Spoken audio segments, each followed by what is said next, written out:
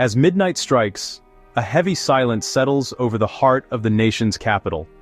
The iconic dome of the U.S. Capitol glows against the night sky, but inside, the halls are empty, echoing with the consequences of political gridlock.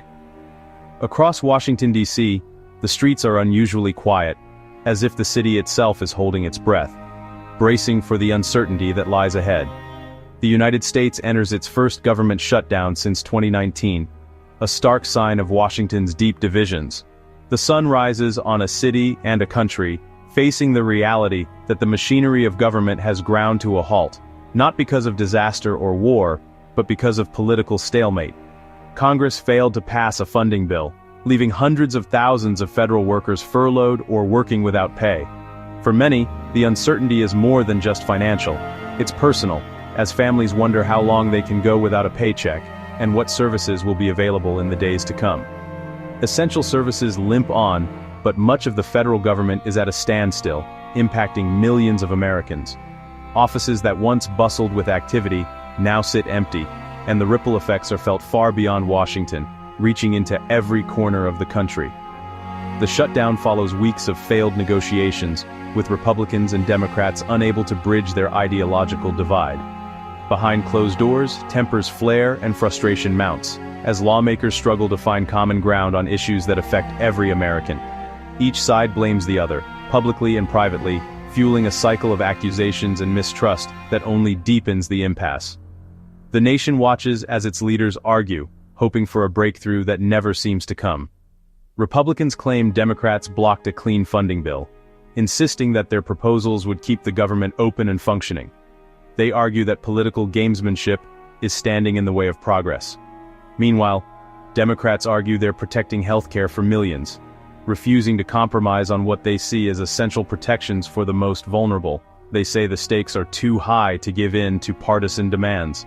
For Americans, this means closed national parks, delayed benefits, and a growing sense of frustration. Families planning vacations are turned away at park gates, seniors wait for checks that may not arrive, and small businesses that rely on government contracts face an uncertain future. Across the country, people watch the news with anxiety, worried about how long the shutdown will last and what it means for their daily lives. The uncertainty seeps into homes and workplaces as Americans question their leaders' ability to govern and solve problems. With no end in sight, the nation waits in limbo for a resolution. The halls of power remain silent, and the American people are left to wonder when, or if, their government will reopen and restore a sense of normalcy. At the heart of the shutdown is a fierce battle over healthcare, a topic that has long been a contentious issue in American politics. Democrats demand any funding bill extend enhanced ACA premium tax credits, set to expire soon, warning that millions could lose coverage. They argue that healthcare is a fundamental right, and that the government has a responsibility to ensure that all citizens have access to affordable healthcare. Republicans accuse Democrats of holding the government hostage for partisan gains, insisting policy debates should happen separately from funding. They believe that the current approach is fiscally irresponsible and that it could lead to increased national debt. Democrats also want to reverse Medicaid cuts, emphasizing the importance of the program for low-income families and seniors who rely on it for their healthcare needs, and restore public media funding, which they argue is essential for an informed and educated public. While blocking President Trump from unilaterally cutting foreign aid, they believe that maintaining foreign aid is crucial for global stability and America's international standing. Republicans balk at the trillion-dollar price tag, calling it reckless. They argue that such spending could have long-term negative effects on the economy. This standoff is about more than numbers. It's a clash of governing philosophies, with each side refusing to yield. The debate has become a symbol of the deep divisions within the country. The result, a shutdown with no compromise in sight, leaving many government services in limbo and citizens frustrated with the lack of progress. Speaker Mike Johnson takes center stage as the government shutdown drags on, placing the blame squarely on Democrats for the ongoing crisis. He claims that his party has done its part, arguing that Republicans have already offered what he calls a clean funding bill, one that, in his words, should have been enough to keep the government running. Johnson's tone is firm, and he accuses Democrats of playing politics with essential services, putting the needs of the American people at risk. He insists that the Republican proposal contains no controversial add-ons, and that Democrats are refusing to cooperate for purely political reasons. Johnson and his allies parade documents and statements, hoping to sway public opinion and put pressure on their opponents. Despite mounting pressure, Johnson stands his ground, refusing to negotiate on healthcare policy until the government is fully reopened.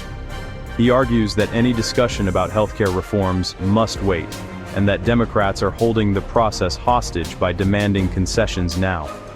To increase the pressure, Johnson keeps the House in session late into the night, signaling his determination to force a resolution. Lawmakers are seen working long hours, with the Capitol's lights burning well past midnight as negotiations stall.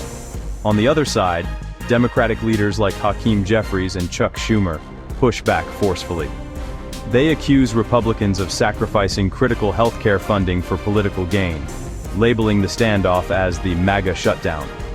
Democrats argue that the Republican bill is not as clean as claimed, and that it fails to protect vulnerable Americans. Meanwhile, former President Trump injects even more volatility into the situation. At rallies and on social media, he threatens mass layoffs and posts inflammatory messages, further polarizing the debate and making bipartisan compromise seem even more distant. In the Senate, Majority Leader John Thune pledges to keep bringing the same funding bill to the floor for repeated votes, hoping that persistence will eventually wear down Democratic resistance. He frames this as a test of endurance and political will.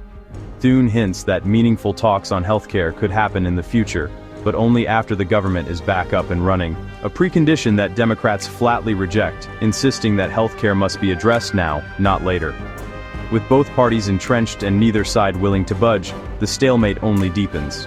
The halls of Congress echo with frustration, and the American public is left waiting for a breakthrough that seems increasingly out of reach. The shutdown's impact is immediate for federal workers. Hundreds of thousands furloughed, others working without pay. Families face financial strain, forced to dip into savings or take on debt.